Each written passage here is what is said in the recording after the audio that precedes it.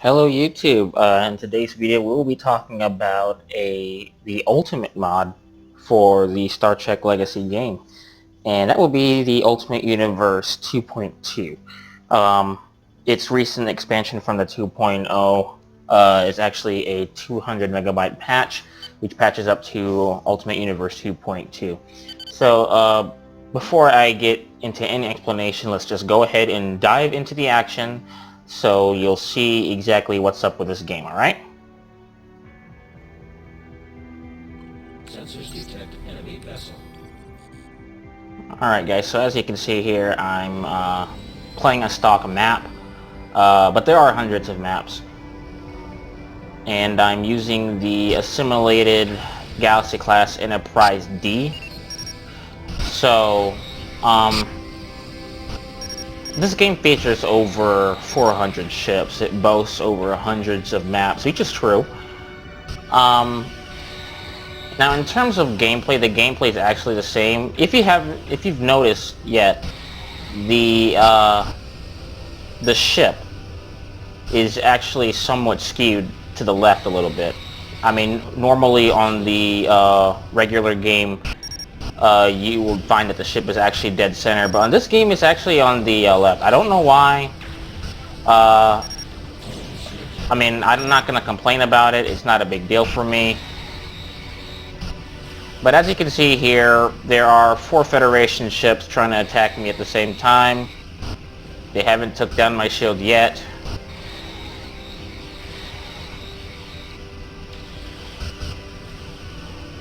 Wow. These guys are really, really tough. I mean, the Borg anyway.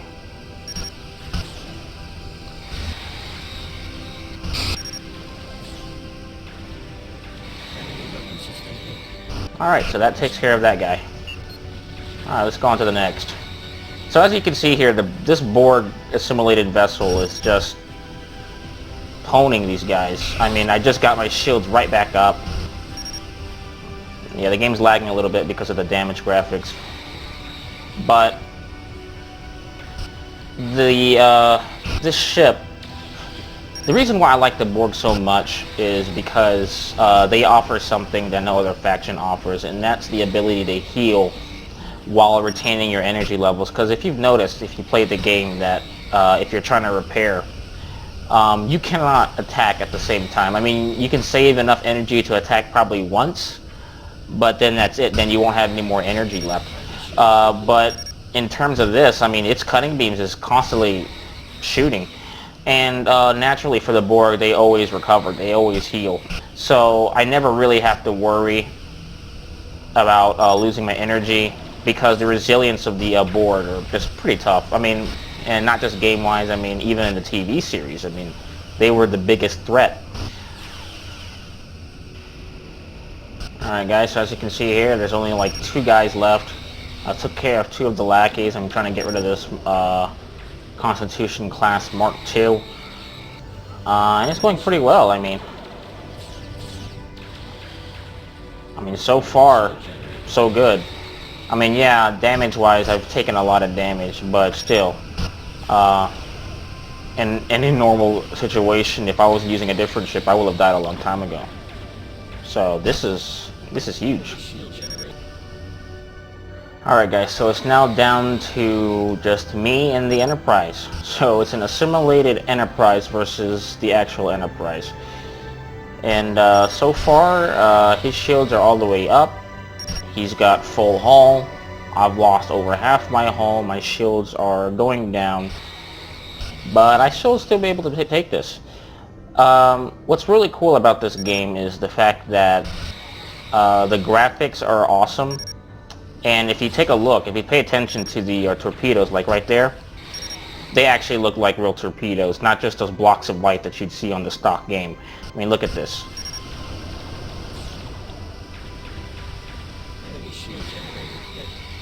Now that's amazing. There is a downside. There are certain maps that you cannot play. Like for example, you can't play on something called the very first map, or the map called V-Gur, and that's because of the dust cloud accumulation. So if you try to play it on those maps. I mean, if you have a very powerful computer, then maybe you might be able to do it, but in normal circumstances, you're going to end up crashing. I don't play on those maps. So it's really a matter of map selection. So let me go ahead and exit this. I can already tell I'm going to win, so there's really no point in me continuing. Because, I mean, so far he hasn't touched the rest of my home. My shields are already full. He's lost his shields and he's already taking hull damage. So, and I might not even have enough time to kill him. So let's go ahead and go back into the main menu.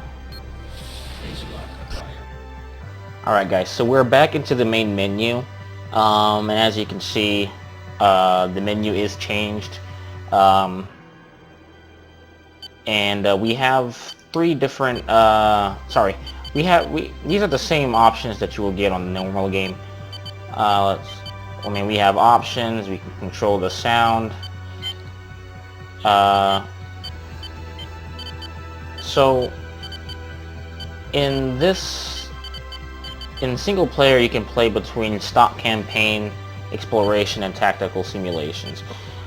In stock campaign on the Ultimate Universe, you have the perk of actually choosing which mission you can play.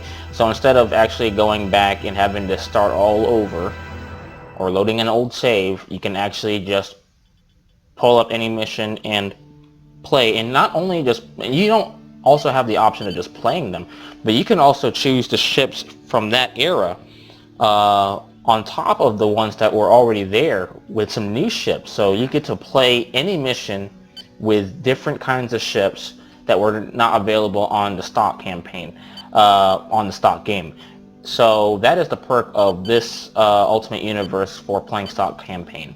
Now in exploration, I haven't actually tried space exploration. I'm pretty sure that's exactly what it is. You just explore space, you don't have any missions. But in exploring history gives you the option of actually going through, not really the storyline, but the evolution of every single enterprise. Starting from the first series chronologically, the first series should be Star Trek Enterprise, which features the NX-01 with Captain Archer, right? So that will be Evolution Earth. Then, I mean, it doesn't exit. I mean, after the mission is not really a mission. You just fly your ship, you do one quick test run, and you destroy like 2 or 3 enemies, then you park your ship back and get a new one.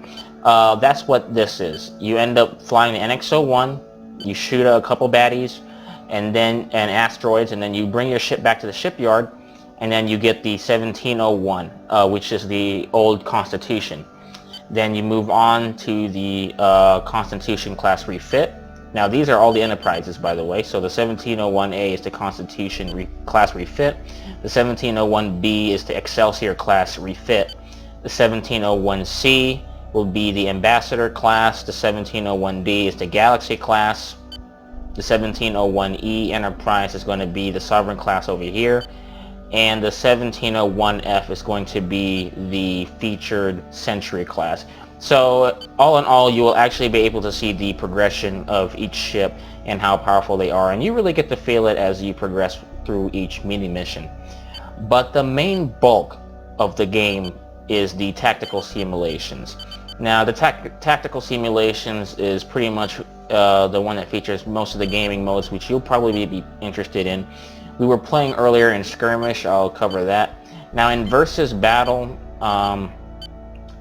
you get to choose which era and which ship you'll be fighting in. This, as you can see, UU tools assigned Versus Battle. You get to edit that using the tools program which comes with this game. And we have Versus Armada. I don't try this because the amount of ships that appear on this gaming mode is too much for my RAM to take. It won't take it. It'll just crash. Historical battles, we have original missions, Battle Fest, infiltration, survival. So we have all these other modes. System Conquest is pretty much just that. You have a very, very large map, and what you do is you go around and you scan and find bad guys. And so we go back to skirmish, and even in skirmish you have 3 options in which you want to play it. We were playing in deathmatch earlier. Then we have co-op wave and Planet Conquer. In Planet Conquer we have the option of choosing any ship.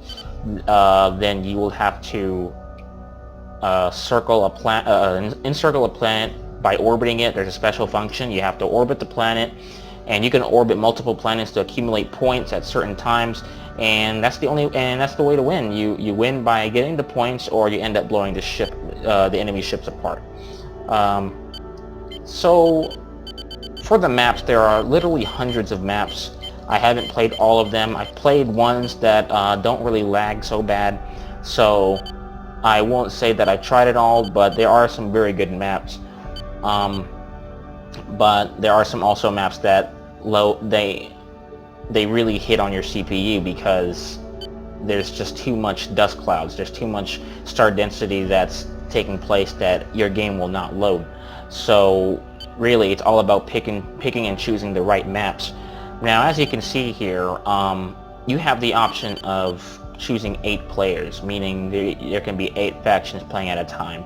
Now, if you do the math, since the maximum amount of ships that can be available for one faction or one player is 4, you can have a total of 32 ships per each map. So that's a really cool perk. That is, of course, if your CPU can take it. Now, my laptop can take it. It's only 4 gigs of RAM, but on certain maps where there are no dust clouds, I can play 8 players with 4 ships in each. So that is a cool perk. Now, moving on, we're going to go ahead and finally talk about the players that can... Sorry, not the players. The races that you can use. They're not really races, but they're more like factions. So for the Federation, we have these are the main guys, and of course they will have the most ships because they're the main characters, right? So the Federation has the most amount of ships that is available to the player, and they have well-rounded ships. I won't say they have any overpowered ships, because there are some downsides to some of them also. Now, the Terran Empire. The Terran Empire is more like the Imperial version of the Federation. If you follow the series Star Trek Enterprise with Jonathan Archer, you will see them in here. Or the Terran Empire, they have a yellow watermark over their ships. They feature pretty much the same amount. No, not the same amount, but they feature the main ships. Like this, for example, they got the they have the Defiant class. You'll have to forgive me about skipping all these ships because it's not really me doing it. It's this camera. So we have the Voyager. We got the Excelsior in here. We have the Galaxy, and their strongest ship will be this class, the Dictator class, and that is the Sovereign class version of, for the Terran Empire. So moving on, the strongest ship that's available for the Federation will be the Excalibur class. That's a giant science vessel. For the Terran, it'll be the Dictator. Now for the Klingon, there are some niche ships available in there, and there is some niche ships available for the Romulan as well. Now for the Dominion Alliance, we have the Breen. As you can see here, we have the Cardassians. Just a wide range of ships. So if you wanted to try flying as the Breen and seeing if the Breen is more powerful than the Cardassians, you could try to pit the Dominion Alliance together. Now, the Borg Alliance is what I was playing earlier. I was using the assimilated Borg ship, which was the Enterprise. And I don't know why, but they separated the Borg Alliance from the Borg, which is good in a way because it makes finding things more easier, right? But these should all belong in the Borg because they're all Borg ships. I'm trying to look for it. There we go. The assimilated Galaxy class. And they also feature the First Contact Cube. Now, if you remember the movie Star Trek First Contact, where Captain Picard was fighting the, what do you call it, the cube that was sent to Earth, and they were all transported back in time, and they had the fixed time. Yeah, that ship was in there. So for the Borg, there's no real new ships. At least I don't remember. There's no new ships here.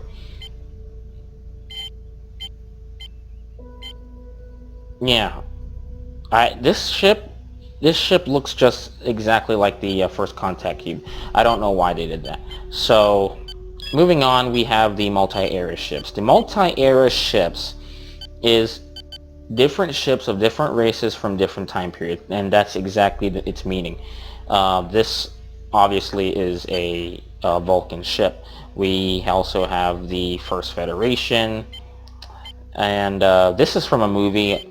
I'm not really trying to do that. I apologize. I don't know why, but this recording program is causing me to skip through a lot of things. That's the Ferengi right there. I don't know what some of these ships. I don't know what they're doing here. Like there's like a Voyager in here as well. This is a Delphi ship. So we got a lot of different ships. This is the strongest ship in the multi-era faction. If you ever played the PS2 game called Star Trek Shattered Universe, this ship is featured in there. That's just for all you hardcore gamers out there who's interested in Star Trek. So we got two more factions. We have the Section 31 and the Uber. Now the Section 31, the best way to put it is Section 31 is pretty much an individual government functioning behind the scenes of the Federation. And what I mean is that they pretty much, if you type in Section 31 and USS Vengeance from the movie Star Trek Into Darkness, you'll find out that Section 31 was responsible for the funding of the USS Vengeance. So pretty much all on its own, this is its own faction because it has pretty ridiculous Uber version ships of the Federation, and they have pretty much the most of the main ships. You have the Ambassador, these other Regal class, Confederation. They have the Galaxy, the Sovereign, and I don't know how you pronounce that. But each and every one of these ships is way more powerful than their counterparts in either the Federation and the Terran Empire. So, and they're so powerful, I will consider them to be the second most powerful faction ever. Now, lastly, we have the Uber ships. The Uber ships consists of all the ships from different eras, from different times, but they are ridiculously powered. Now, for these scouts, I mean, look at the ratings for these scouts. I mean, this scout is just as powerful as a battleship. Can you believe that? It's ridiculous. That little Klingon ship can pwn a Galaxy class without any problems. So it's a mixture of different ships. There are some unique ships in here. You'll find a scimitar in here, actually. That will be that ship from the movie Star Trek Nemesis, where the scimitar was actually destroying and winning its battle against two Romulan warbirds and the USS Enterprise E. That's a Sovereign class ship. And it was pwning all three of them at the same time. So naturally, these ships will be ridiculously strong. Not that they're not beatable, but you know, they can kill pretty easily. Now, the strongest ship is in this faction, which I will consider to be the strongest ship. And it's not just the strongest ship in the Uber faction, it's the strongest ship in all the factions. I mean, the strongest ship, period, in this game. And that'll be the Intrepid class, or the Voyager refit with the armor. If you've watched Star Trek Voyager, and you remember the series where Catherine Janeway had the ship, there it is. This ship's photons destroys anything. Just one photon can destroy anything. So if you end up getting locked onto by this ship and it fires one photon, no matter what ship you're in, you're doomed. It doesn't matter if your shields are up. It doesn't matter. You end up losing. This ship is the most overpowered ship ever. Now, I don't know why, but the most expensive ship in this game is not that. You would think the most powerful ship is the most expensive ship, but it's not. It's the USS Enterprise. There's the Riemann scimitar I was talking to you guys about. You guys should try that out. This is the most expensive ship in the game. I haven't pitted this against the USS Voyager or the Voyager against this ship. But what I can tell you about this ship is that there's a rapid respawn of See, as you can see, there's 22 photon banks, so that's a lot of photons. It says photons, but on the gameplay, it shoots quantum torpedoes. So that's a lot of quantum torpedoes, guys. And the photon banks, it constantly recharges. No matter what, even if you're repairing, it always recharges. You never lose energy. The shields on that ship is ridiculous as well. So, all in all, this game features many gaming modes, hundreds of ships, hundreds of maps, and they're all fun. They're a nice expansion to the Star Trek Legacy franchise. So if you're interested in getting this game, I will provide a link for you in the description box. All 3 links, because it's a 2-part download, and it's 2 gigs each. Sorry, not 2 gigs each, but it's a 2 gigs in all.